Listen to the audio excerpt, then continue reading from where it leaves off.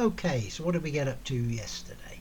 Well, I've decided I'm going to add and, or, a not, because I thought they would be really useful operators. So the and, the or, and the not in the tokens, added to the tokens. And then in the lexer we had to make we've had to add a couple of little bits in the lexer. This here, so as it builds because it's the two and signs, and this one here, and then we also have to go down to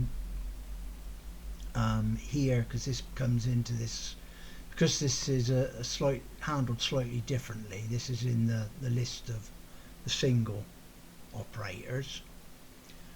Then in parsing,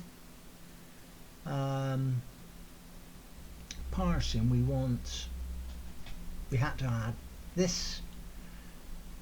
This is so where we can do complex things, whereby you have a second bracket at the end of the calculation, so that had to be added in there. True and false, that was already added from the other bit. Back up here in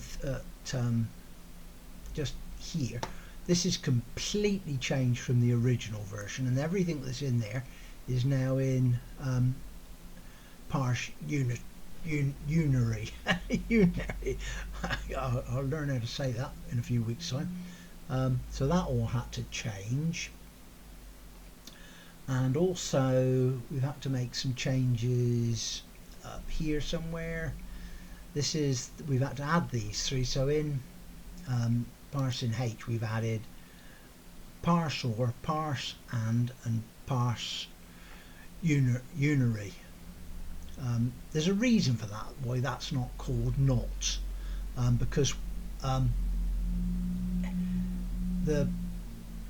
it's to do with I've named it like that because there's going to be other unary operators that will go in this, so it's easier to not call it. If I just call it not, then every time I want to add a different single thing, I shall have to redo it all. So it was just easier not to. So we've had to add that. Nothing else has changed there. And then we want to go to, where do we want to go to? We want to go to not that at all, in here. So we've got or, and unary, and now that has all the stuff that was in the in here. So it calls the parse or somewhere up here, parse or, that then passes it to the parse and that passes it to the, so it runs through all three of those and does its bits. Then we want to go to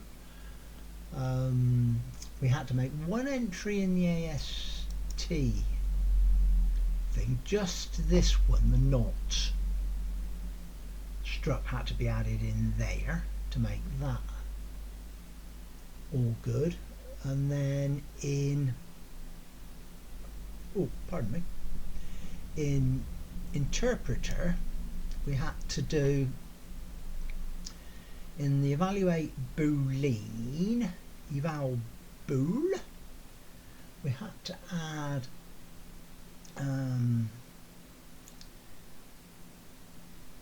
this one here for the not statement, and this here, so we get and or added to it, added to the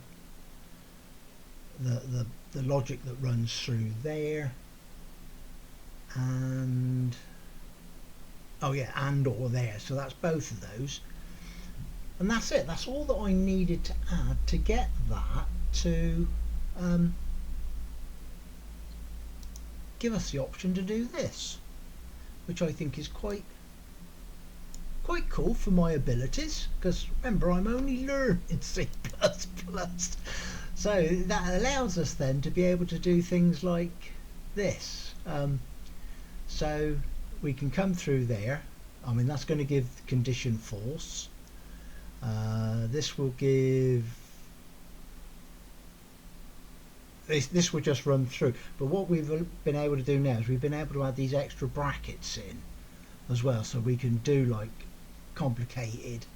more complicated bits. So as you can see there, we get failed, true. If we go up there, I must redo this editor so as you can actually click where you want to edit it. If we do get rid of that and put the not symbol there and run it, you see we then get that prints that line out there then. So yeah, I think that's quite clever for a newbie to be able to fathom out some of this stuff. I'm getting quite excited about this. The next thing I'm going to do, I want to be able to if I click the right button and get that out of the way, the next idea is I want to be able to do includes. I want to be able to include my own header files. So I'm going to now move this. I don't know, this might be a while before anything shows up for this, because I can imagine this is going to be quite complicated. But the next thing I want to try to do is be able to do my own include. So we can start thinking about creating a library, I don't know, maths library or something, or string library, anything. But that's my next plan. Anyway, enough waffling. Thanks for watching if you did.